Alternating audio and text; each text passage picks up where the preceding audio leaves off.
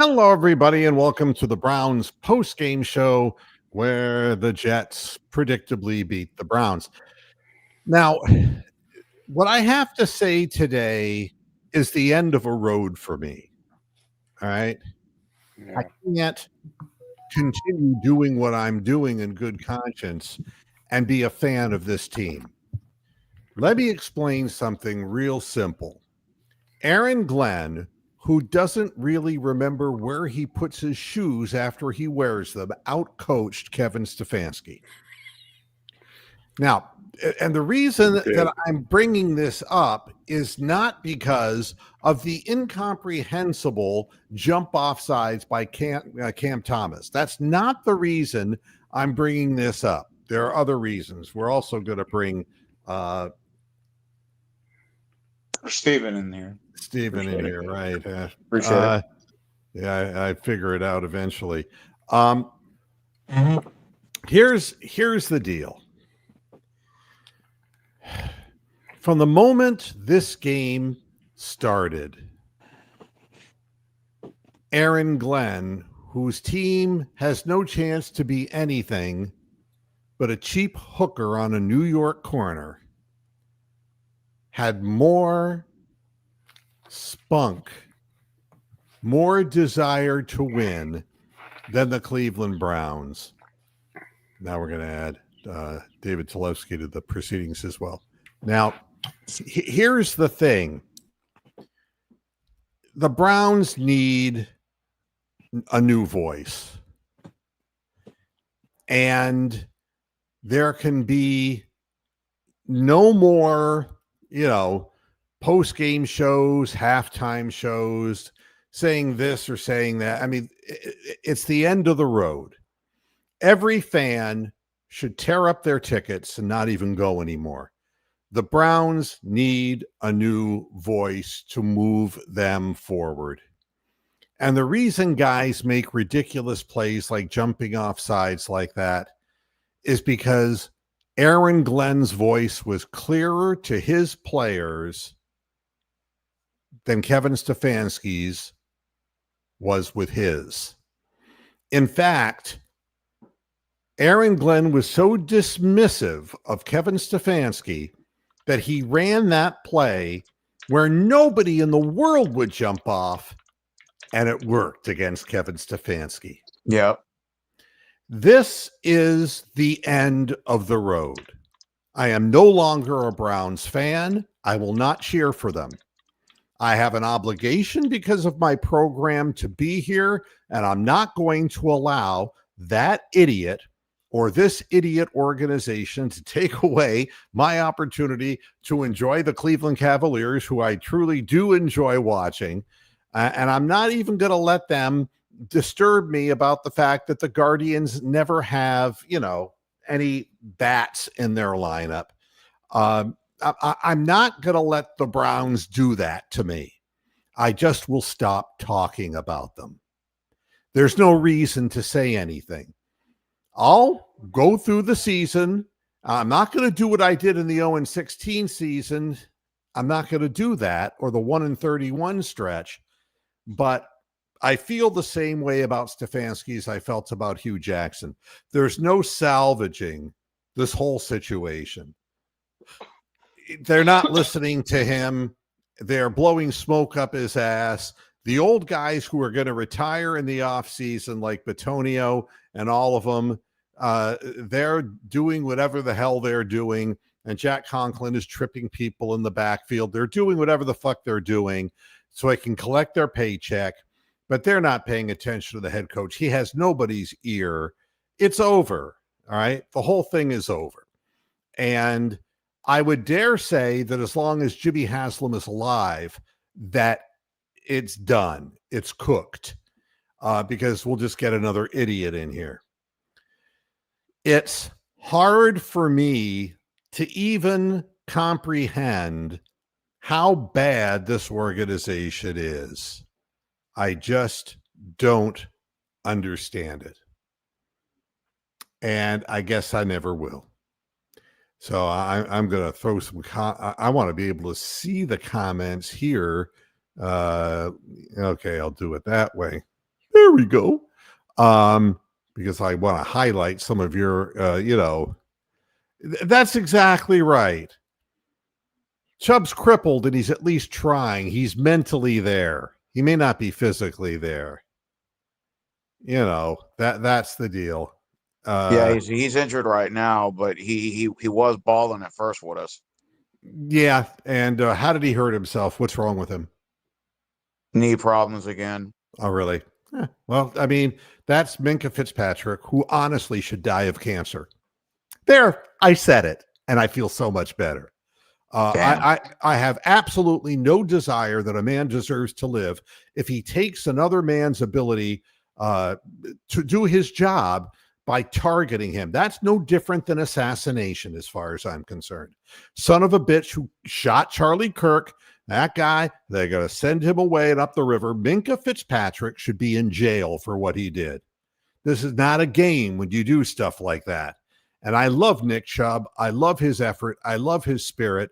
But to have that taken away from you, that's just not fair at all. And the other guy's out there balling, it's just not right. It doesn't, the whole league doesn't sit real well with me. Yes, the Browns are the worst organization in the NFL. They have the worst coach because he's lost the players. I don't know what he's done. I don't know what that has to do with anything. Blue alpaca. I don't know what he's talking about. He wants to move. Is that you're going to move out of Ohio? It's not Ohio. Let's not get carried away. Well, move on the bright side. At least the Buckeyes are probably going to repeat. I don't care about the Buckeyes. It's a professional franchise. College football might as well be the Arena Football League. It's a prostitution thing. In other news, did you see that Clase and Ortiz finally got indicted today? Yeah, and something, the whole thing is just so self-sanctimonious, and just be aware that you're going to, in a time when division is the best, biggest, widest range of division in my lifetime, I'm 68 years old, that it would be two Hispanic guys playing for the Guardians who would get this kind of punishment. I mean, this is, and they're going to get slaughtered. And something, the league let gambling in. All of the leagues are letting gambling in, and everybody wants to be a billionaire now. And they see that the way you become a billionaire is by fucking people, hurting people, lying to people. You lie and you inside trade. You lie and you sell your soul to the big companies. And you're a congressman or a congresswoman. Facts. Or you're a president of the United States who has no morality whatsoever, or you're the person who wants to run for the presidency from the other side because you have no honor and you're Elizabeth Warren and you claim to be something that you're not. This is where we're living, and everybody wants money any way they can get it, and it's really a very unfortunate time that we're living through. What I know about sports is that when you open the door to gambling, you always historically open the door to criminal activity, because gambling in and of itself, the sheer amount of money there is, even though the odds are in the house's favor, the house will do anything to increase their odds and increase their payback because they're pigs, just like everybody else who wants that much money. Pigs. And when you're dealing with pigs, what does it matter? I mean, if Jimmy Haslam wants his dome, okay, how does that make him different than Donald Trump, who wants the stadium for the Commanders to be named after him? What kind of stupid fuck asshole child fucker is he? What the fuck? I am sick and tired of the ego. I'm sick and tired of all of it. They think they can do anything, and they're damn well right. And you know something else? and I know I'm not talking about football, y'all going to be happy with your 50-year mortgages? Why don't they just enslave us all? It used to be the American dream. You could own your own home, and now you can with a 50-year mortgage. Now what happens is when you can't make your payments, we open up plantations and we whip you. 50-year mortgages, Moo? I thought 30 was bad enough. Yeah. But this is what we're dealing with in today's society. It's money, money, money, money, money. And, something, Lot 21. Yeah, get rid of him. No, fuck them both. Fuck them both. You and your side and them and their side. There's common human decency. You don't take a man's career away from him by hitting him late after a whistle blows. You don't cheat people to make money claiming that you have a university that doesn't really exist. You don't do that.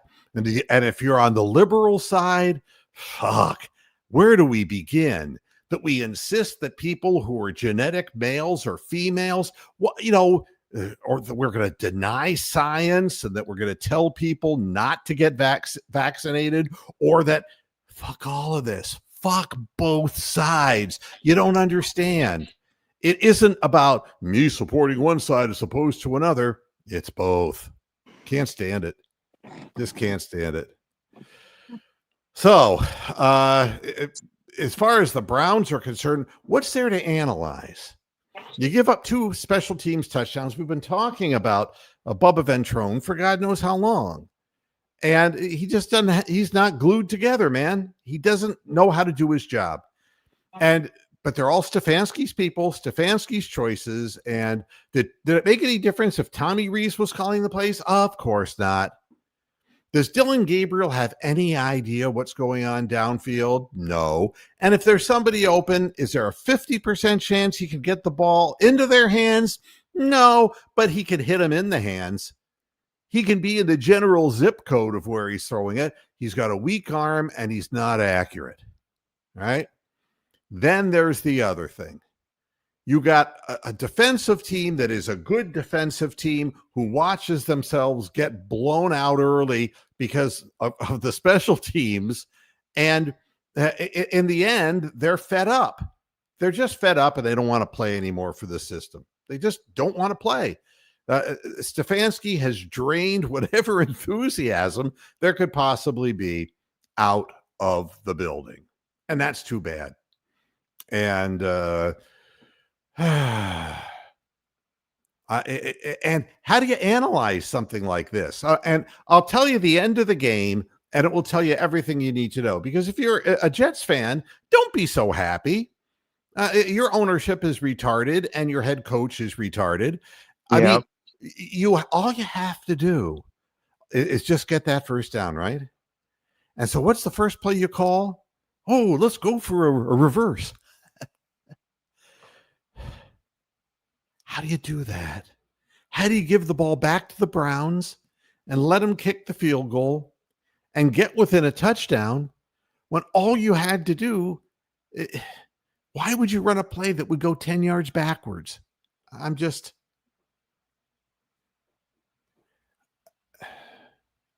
They're there to lose. Both teams are there to lose. And it doesn't matter who won and who lost in the great scheme of things. Got to start all over.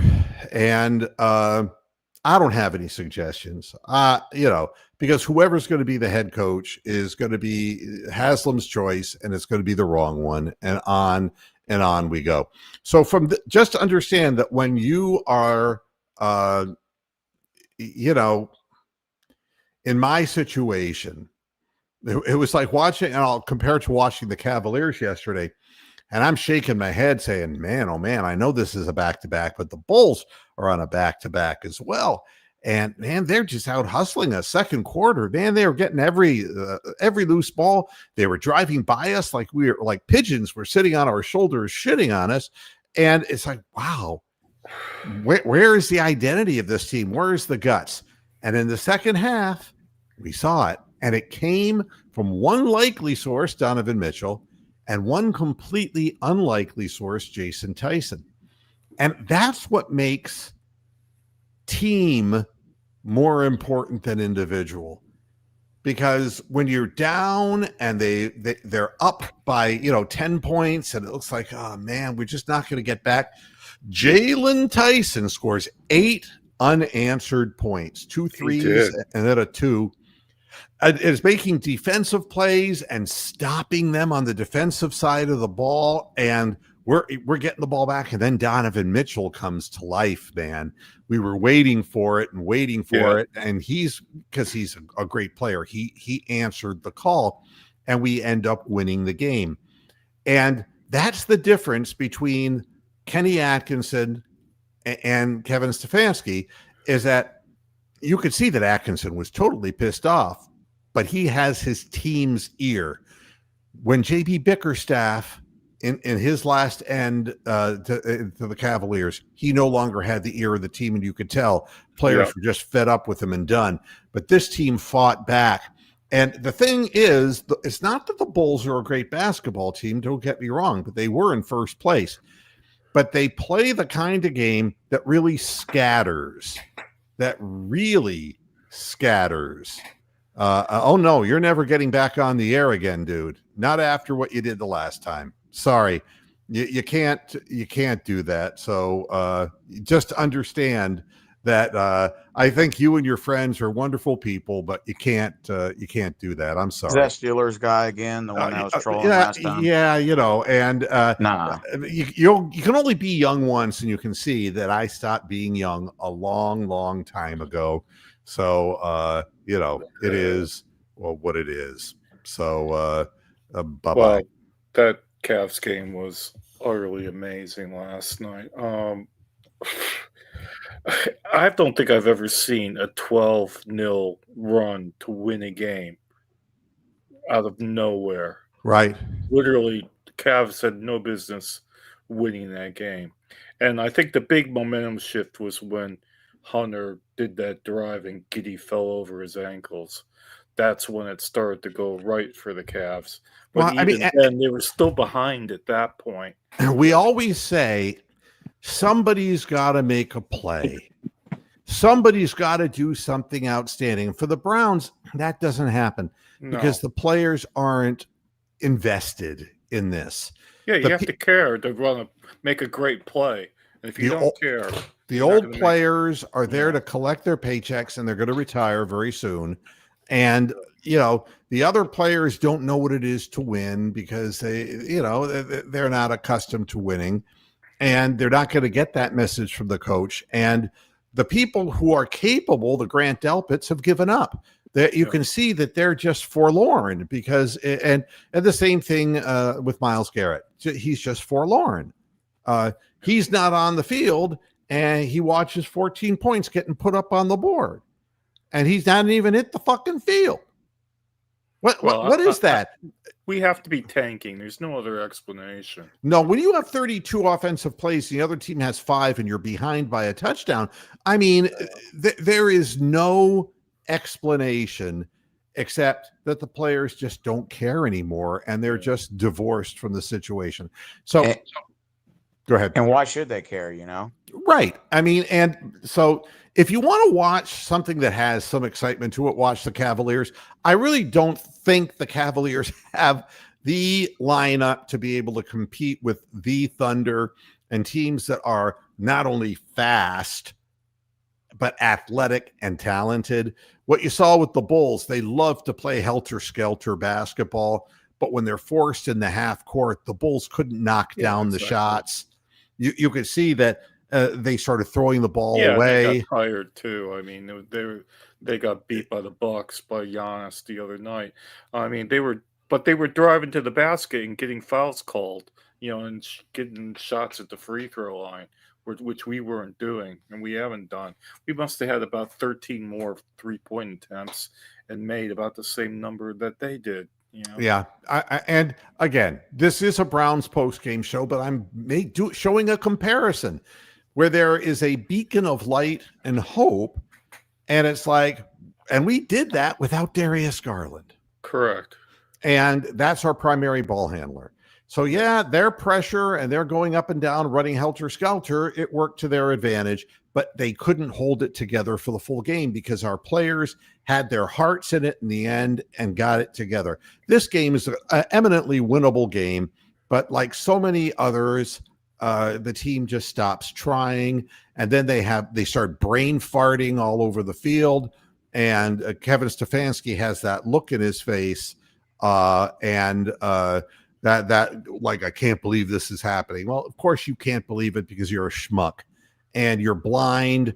And if you believe yourself, then you believe yourself. I don't believe in any of that. Well, the other look he has on his face is that when the offense does something heinous, it's this smirk, like, oh, at least that wasn't my fault, sort of look on his face, which I fucking want to punch him when I see that. It's fucking outrageous. So we know Stefanski's out the door. Do you guys think this is Myles Garrett's last year in Cleveland before he gets traded? Well, yeah, I think that Myles Garrett, I don't think that he can force the hand of the Browns, but at this point, the Browns are nowhere, and they will always be nowhere. David, are you with us? Yeah, he was. Where are you getting information here that you're putting up in the chat? Yeah, Chris Easterling of the Akron Beacon Journal just tweeted it out. We're going to stick with Dylan.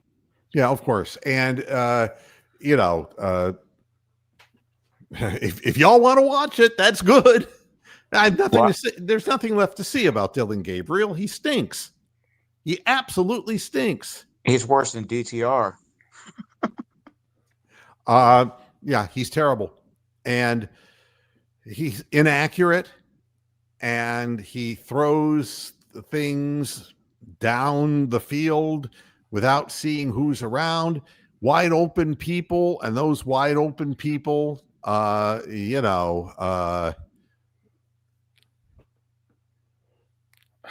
not had more interceptions, I will never know.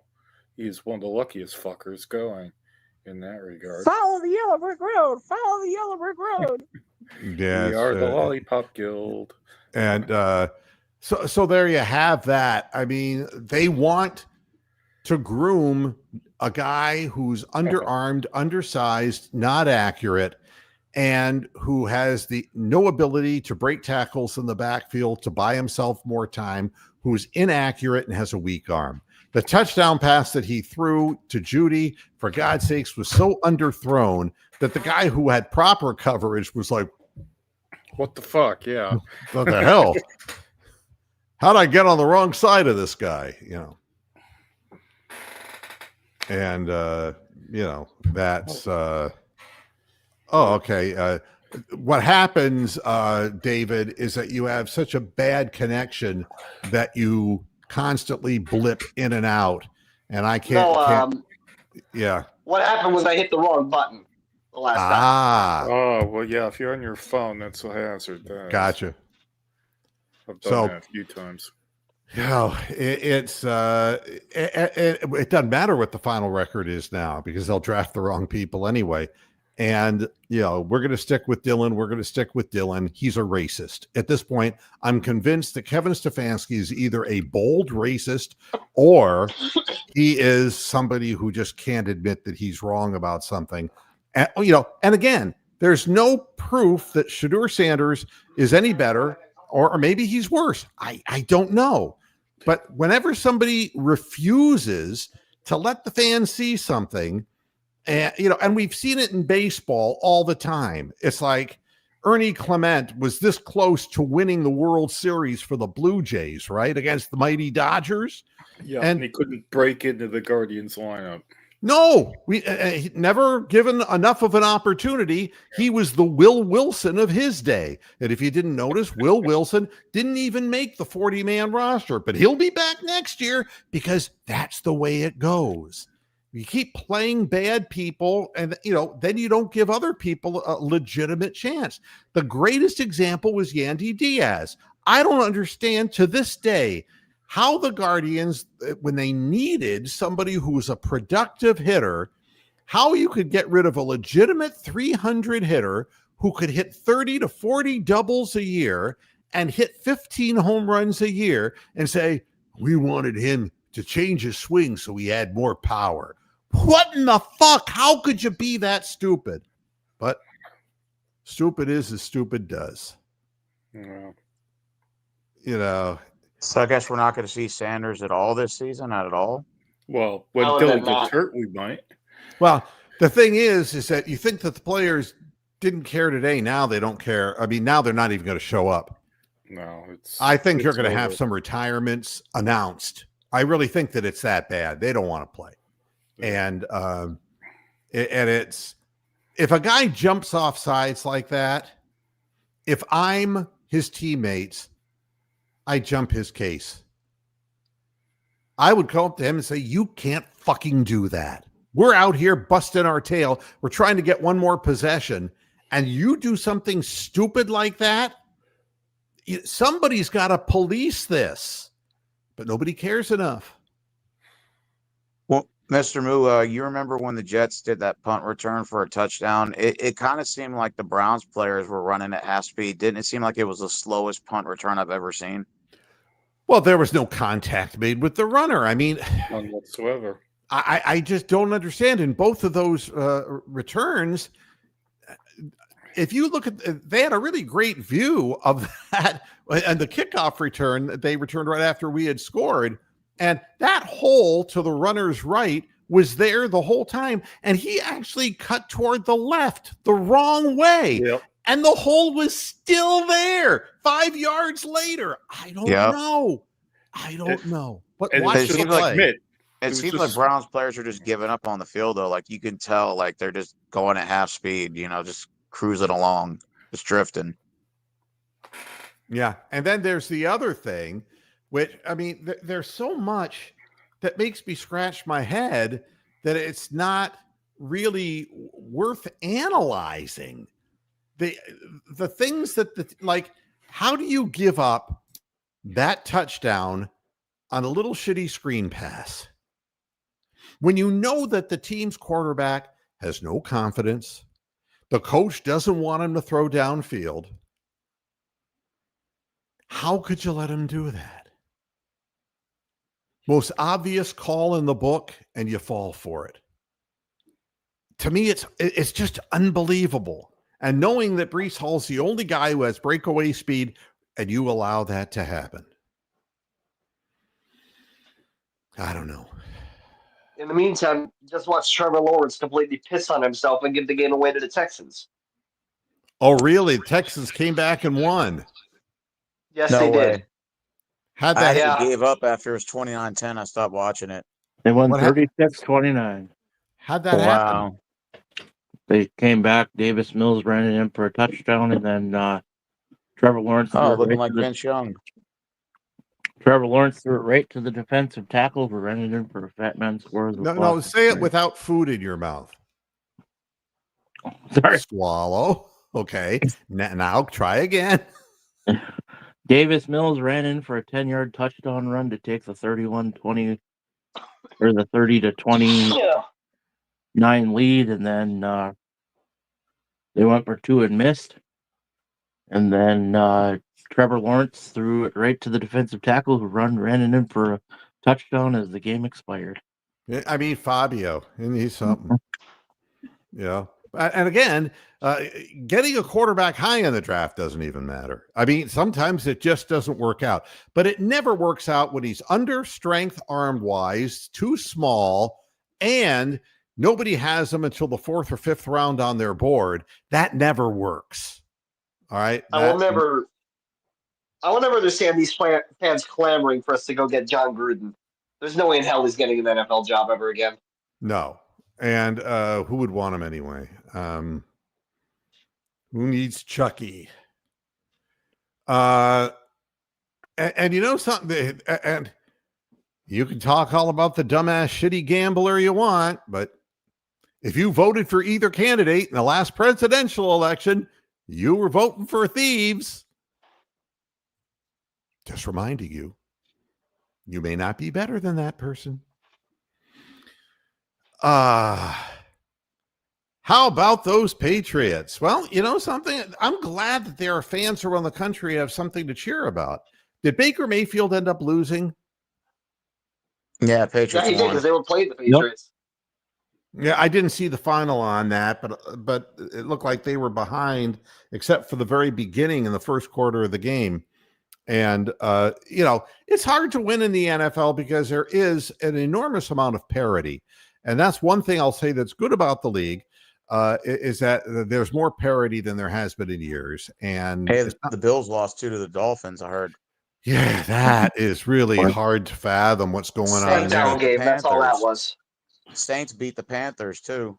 Yeah, I mean, Oh boy, I get, Stefanski's fucking billowing again. yeah, I mean, again, You can't criticize a young player like Dylan after one game. Is what he says. what do you mean one Well, game? somebody What game is he referring to? We're going to stick with Dylan. Obviously, young players are always going to try and get better one game. We have to play better in offense. It's unfair to criticize him for that game.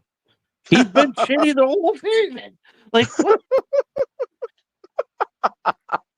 You know what's amazing about Dylan Gabriel? I think he's celebrating every third pass he throws because he spikes it into the ground. Follow the Gilbert Road. Follow the Gilbert Road. God, I don't know. The lollipop kill. The lollipop kill. Somebody online had said that supposedly Shador broke his back in college and that injury is lingering.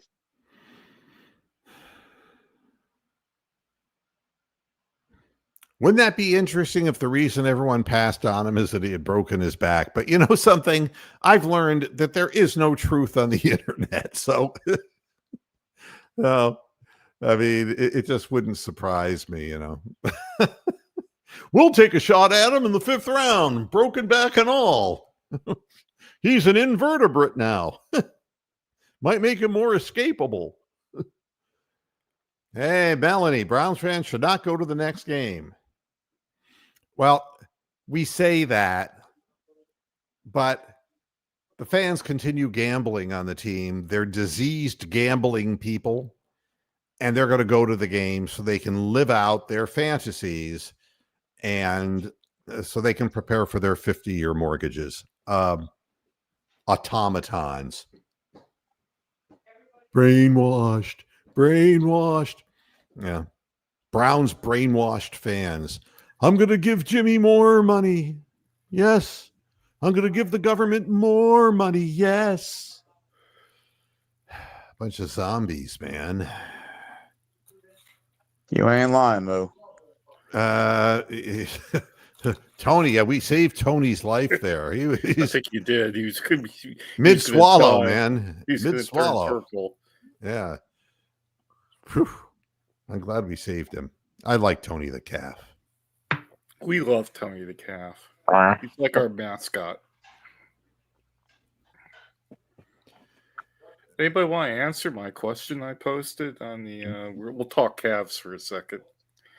Oh, thank you. Because I've had enough of this. That's why I was muted the whole time. I don't want to talk Browns.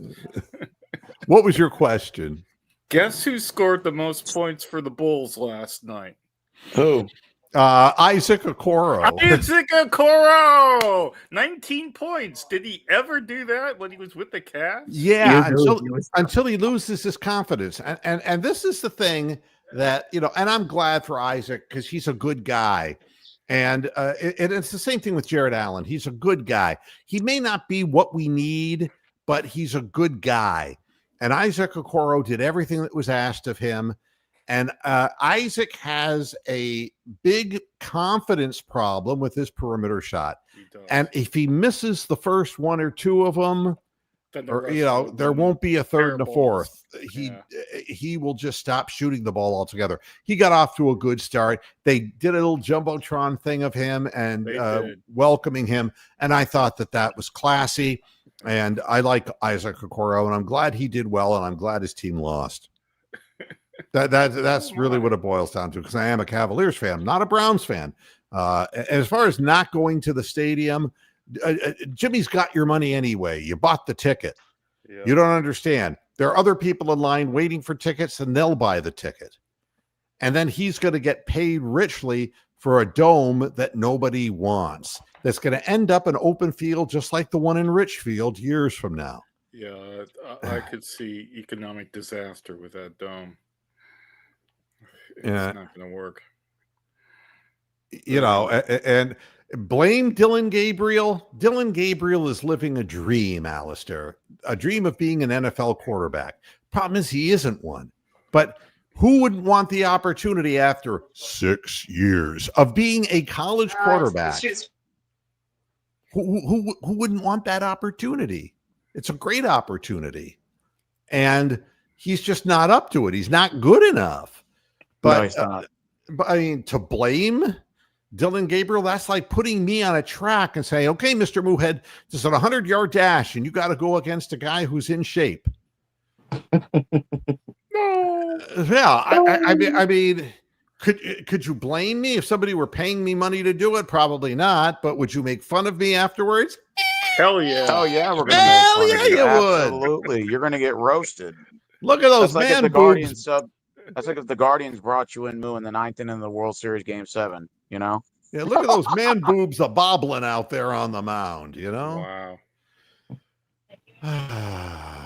Make it stop. What's amazing is we keep watching it, but you know what's amazing? If you're buying the NFL Sunday ticket and watching it, well, you're feeding into the same system, and that same system is that the billionaires get richer, and you're not deriving any satisfaction from it. You'd be better off jerking off to porn movies, and you'd get more satisfaction out of that than watching the Cleveland Browns. There's another long-standing rumor that Kyler Murray might be done in Arizona, and maybe the Browns should pursue him. Oh, another midget? Yeah. No, he's terrible. Yeah, I mean, you know. No. I mean, an interim quarterback at this point doesn't make any difference because you have two and you refuse to play one. Yeah, let's bring back Snoop Huntley or Jacoby Brissett at this point. I mean, you know. Well, Jacoby Brissett's the one Kyler Murray got benched for. Yeah. Well, there you go. There you have it. Yeah, and there's a whole bunch of things that you scratch your head about. And I mean, like the announcers were saying, I don't know what in the heck Cedric Tillman was doing. He didn't go after the ball. Then when they showed the play, it was a yard and a half behind him. What the hell is he supposed to do? Inspector Gadget's supposed to like extend his arms like 5 yards. Gadget. That's the God one. damn. That was a terrible play. You know, I'm just really glad that guy that got collided into by the other Jets guy, number 23, wasn't dead, because when I first saw that play in real time and saw that guy's helmet go right under his chin, I thought he was like fucking going to be carted off and never be seen from again. yeah, Baltimore could have terrible two football teams. One would be professional. That would be the Ravens, and then there would be The Browns. Never mind. Moo, they could always bring back Deshaun Watson and bring him in the game. Why? So we can watch how much more shot his shoulder is? No, to be honest with you, I would encourage that. I would encourage it. And the reason is, doesn't matter. Yeah, because they're going to continue buying tickets. They're going to continue to feed the monster. The fans are just being taken advantage of. You know, you can be watching these games for nothing, really, for virtually nothing. Mm-hmm. Why are you paying the NFL and the Browns, you know, by connection, a percentage of them when they're doing stuff that is just incomprehensible and not in the best interest of winning and is not entertaining in the least? Why are you doing that? You just have to ask yourself certain questions about what you're doing and why and what your morality is. And, you know, there is no morality when they just say, okay, the price just went up $150 a year for NFL Sunday ticket, take it or leave it. They don't have any fucking ethics, so why should you? Do what's best for you, because that's all they ever do. Moo, isn't it like the battered wife syndrome where, like, or like the what they call it, where like you defend the person Stockholm who captures syndrome. you. Yeah, Stockholm syndrome is the word Yeah, you're looking yeah. for. It's like we're glutton for punishment. You know, it's Well- like keep making us more miserable. We'll pay for it. Well, you know what's interesting is you mentioned battered wife syndrome, and that's a big thing in cannibal nations. Some people like their women deep fried. So There you go. battered one. Okay. Bit of flour and Okay, Hannibal Lecter. I see Tune that in tomorrow Jacoby. at Dahmer Radio. Yeah. Yeah, Jacoby Brissett is playing today, right now. Yeah, they're down 21-0. Yeah, he's doing really well. The patron saint of lost causes. Yeah. Yeah. How about the trajectory on Gabriel's deep ball? Yeah. What goes up must come down. Yeah. It's the Ephus pitch. Yeah, it is. That is exactly It is what the it's Ephus like. pitch. You know what it's like? It's like playing Grand Theft Auto 5 and you throw the grenade. And it goes, Right. and it blows everything up. Yeah, that's what. Stop. So the Cavs got Miami like Monday and Wednesday coming up. What two teams? Miami. They played Miami. They're for 2 games. Oh, it's a home away. No, it's a home. Away. I think they're in Miami for like the whole week. Are you kidding? No, I will look. That's going to up. be a party out loss situation like you've never seen before. Party all the time. Party. All the Yeah, time. that's what happens in Miami. A few lap dances, a lot of liquor, and Yeah, they got Miami Monday. Yeah, Monday and Miami Wednesday. and then they're home against Toronto on Thursday. all right. Yep, that's exactly right.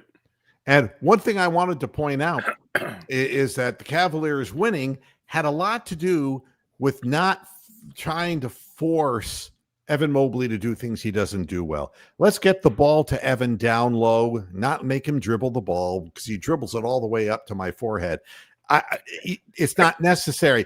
Catch the ball in a spot where he can go strong to the basket or do his fadeaway, and occasionally shoot the open 3. That's fine. But him trying to do it himself, he's not Donovan Mitchell. So I was glad that stopped last night. Well, when Mobley or Allen get the ball and they put the ball on the floor and then they try a spin move, some fucking shitty guard is always on that weak side stealing the ball off of him. Every fucking single time they do a spin, there's somebody doink and it's down the other end for a layup. Yeah. And as far as starting Watson, at this point, it doesn't matter who you play. Does not matter. It doesn't matter. I mean, you got people who don't even want to play, and I'm sure there'll be many more. If Shedeur plays, they don't want to play for him, or if Watson, they don't want to play for him. And at this point, and then there's personal interests of Kevin Stefanski, who refuses to admit he's wrong. I mean, how did the Tommy Reese experiment go? And the answer, the Jets wanted this game more than we did. Yeah. In the trenches, they won, and they're not a good team. But they still could have been up in doubt until the very closing seconds of the game. But they outworked the Browns, and that is the reason why Stefanski has to go, because he's not motivating anyone to do anything. And hey, the Ravens come to town next week. Oh, well, 3:25 in the afternoon start. Yeah. What time? 3:25. Well, 4:25 Central, 4:25 Eastern. Yeah, it's the late the game. CBS National Game of the Week. No, it's the other game at that time. That is the national game. Yeah, they flexed out. Broncos, yeah, Chiefs. But yeah, it's a 9:25 start for me, which is good. I might be going out next Sunday, so yeah, that's all right. My doggy Topaz is here. He's going, something I want you to feed me. It's like, not quite yet, boy. Not quite yet. Can we do the Peter Alice play of the game? Oh, well, yeah. It's like, oh, the screen pass to Brees Hall, backbreaker. Oh, why is it that he can run on the wet field and the other guys look like they're not moving? Oh, could it be an effort issue? Oh, and Cam Thomas. Oh, can somebody call Minka Fitzpatrick and get him hurt and go low on him? Oh.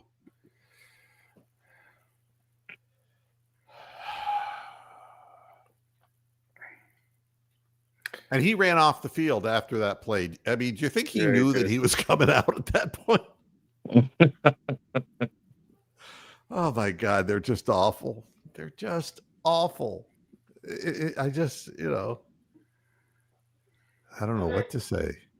I mean, and we've caught up on all the comments and everything in the chat room. Everybody's dead. There's nothing left to say. The team is given up and the fans have given up. And I know some people don't like what my beliefs are, but if you're a MAGA American, you're no more stupid for believing than the other side who believes what they believe, because belief is not based on facts anymore. And absolutely, so I absolve both of you in the name of sports fandom. We're here to talk about the Browns, but I'm just looking at the environment that we're living in. And it isn't that I'm a socialist. I'm a capitalist. I owned businesses. I'm not a person who believes that there should be control over anything. But man, integrity and honesty, that is just, and companies just getting bigger and just taking bigger bites out of people's souls, and insurance companies insuring people less. And we have a life expectancy that's dropping in this country. It is a sad thing for me to watch at 68 years of age. So understand where my disenchantment comes from. And as far as the sports are concerned, it bothers me that Jimmy Haslam is making money hand over fist. And this is what he gives us, slop, every week. That's what he gives us. So if everyone's willing to put up with it, I suppose that's that. Anyway.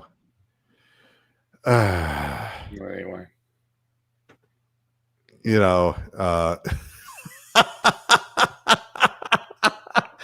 a sober version of Johnny Manziel. He's wrecking the league, all right. No, actually, the difference between Johnny Manziel and Dylan Gabriel is that Dylan Gabriel doesn't go like this. Jimmy Haslam does. Yeah. Oh, money. I'll fuck anybody for money. My wife, who's the first lady, she's gonna spread her legs and put up her pussy all over magazines. Money. We live in a weird fucking time, folks. A weird fucking time. But those same people, they're Christian nationalists. Okay to put your pussy in magazines for everyone to see, but you're forgiven. Well, I'm not a forgiving type, and I don't forgive Jimmy Haslam, and I don't forgive the Cleveland Browns. But I give Dan Gilbert all the credit in the world. That's what I do, because he at least puts a product that's worth watching on the court. That he does. Who's a worse franchise, in your opinion, today, the Browns or the Jets? And the answer is, I mean, they're both unacceptable. Flip a coin, because losing is losing. To me, a team that is going to be a 3-win team over the course of an entire season before the season begins isn't being run properly. There should be, with the parity in the league, you should be able to win at least 7 games, for God's sakes, out of 17. But that's not the case, because the real low-level teams are truly low-level teams. So neither are one is not worse than the other. It would have been played in Cleveland. It may have gone the other way in a different day because Aaron Glenn is a dummy. Ed Stefanski's a dummy. There was no great strategy in that game. It was just the way it happened, and there was more fire in the belly of the home team than there was in the visiting team. So, and that's right, Radu. Woody Johnson is as bad as Haslam. So, yeah, flip a coin on that one. You know, For God's sakes, his name is Woody. That's bad enough alone.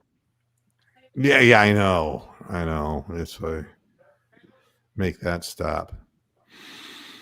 All right, I've spoken my piece. I'm going to go and get some exercise in before the sun goes down here in Florida. But I wanted to thank everybody for jumping in and sharing your pain. I feel your pain. That was liar Bill Clinton, remember? I feel your pain. When did he feel my pain? When he was shoving a cigar up Monica Lewinsky's pussy? Is that when he felt my pain? Fucking liars. They're all liars. I am not biased toward one side. I feel your pain. That's why you're still poor and I'm wealthier now than I've ever been, because I feel your pain. You had Obamacare. Now it's like Obama don't care. I mean, hello, wake up. McFly wants a walk. You can see it. He wants. lurking. Yeah, he's lurking for his FOOD. Want to see something on camera? Let's see. Topaz, come around here, boy. Come around. See, Topaz, stupid dog tricks. Over here.